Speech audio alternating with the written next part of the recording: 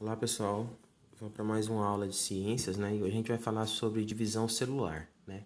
A divisão celular, né, que acontece nos seres animais, né, vegetais e alguns outros reinos, né? É um processo em que a célula vai se dividir, né, em duas ou até quatro células, sendo elas geneticamente iguais ou geneticamente diferentes. Aqui a gente tem dois processos de divisão celular. Um é mitose, a outra, né? Desculpa, é a meiose, tá? A mitose é um processo que a célula vai se dividir em outras duas células geneticamente iguais, idênticas a ela, né? Esse processo da mitose, ele é muito comum, né, no ser humano, por exemplo, na nossa célula do corpo. Quando você fere, quando você se corta, por exemplo.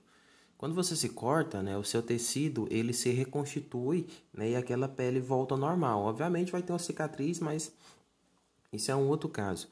Mas como que esse tecido ele vai se reconstituindo? Porque ali você tem células, né, e essas células vão se duplicando, né, ou seja, vão se dividindo em outras células iguais, fazendo um processo de mitose, né, e assim ela vai reconstituindo todo aquele processo, né. A meiose ela é uma célula muito importante no caso da reprodução, no caso dos seres pluricelulares, tá?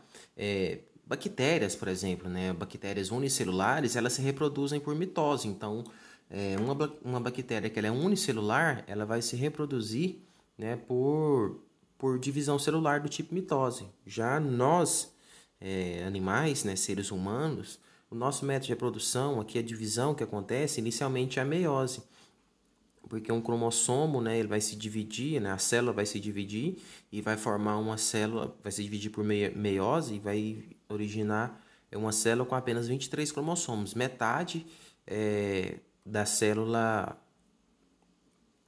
somáticas. Tem algumas maneiras de a gente diferenciar a mitose e a meiose, né? No caso, a mitose vai gerar células idênticas, a meiose não, a meiose vai gerar células diferentes, tá? Na mitose, o número de cromossomos se mantém. Então, se a gente está falando do ser humano, se numa célula ela tem 46 cromossomos, ela sofre a mitose, ela vai originar uma célula com 46 cromossomos idênticas. Na meiose, não. A meiose, se uma célula com 46 cromossomos ela se divide por meiose, ela vai gerar uma célula com apenas 23 cromossomos, ou seja, metade, né? Aqui eu citei na espécie humana, mas se eu tivesse uma espécie aí com 60 cromossomos, quando ela se dividisse, ela ia ter apenas 30, tá? Essa divisão celular aqui da mitose, em nós, seres humanos, ela acontece nas células somáticas. É um exemplo que eu citei lá nas células da pele, que se duplica. Quando você quebra um osso e esse osso, obviamente, você fazendo o tratamento correto, ele volta, ele se reconstitui, né? Porque a célula vai se dividindo, são as células somáticas. Essa mitose, ela só acontece nas células somáticas, né? No nosso caso. A meiose, ela só acontece nos gametas, né? Que são que originando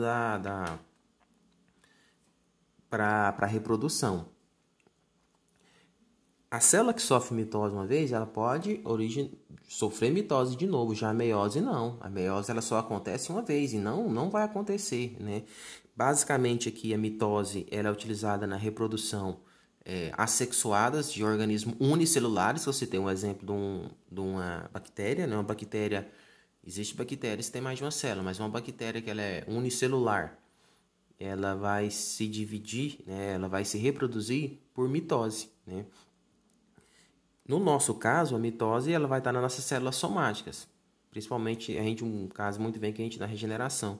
Já na meiose, ela é bem importante para a reprodução, né, dos seres, dos organismos pluricelulares, tá? Um outro assunto que a gente vai falar são das células tronco. O que são as células tronco? Quando acontece a fecundação, né, o espermatozoide ele fecunda o ovócito, né, aí a gente vai ter a formação do primeiro organismo, né, vamos dizer assim, que é originado, chamado de zigoto.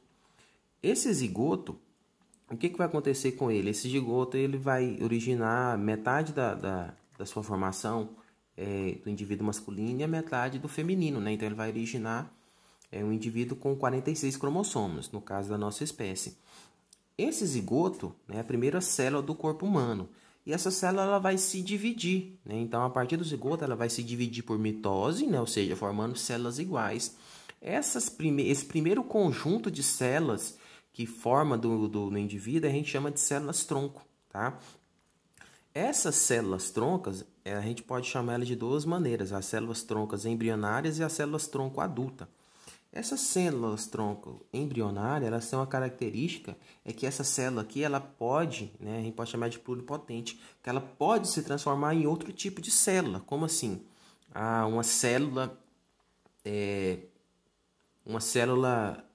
tronco embrionária, ela pode, se por exemplo, eu estou com algum problema no meu sistema nervoso, meus neurônios estão morrendo, eu precisaria de uma nova quantidade de neurônios, só um exemplo, né?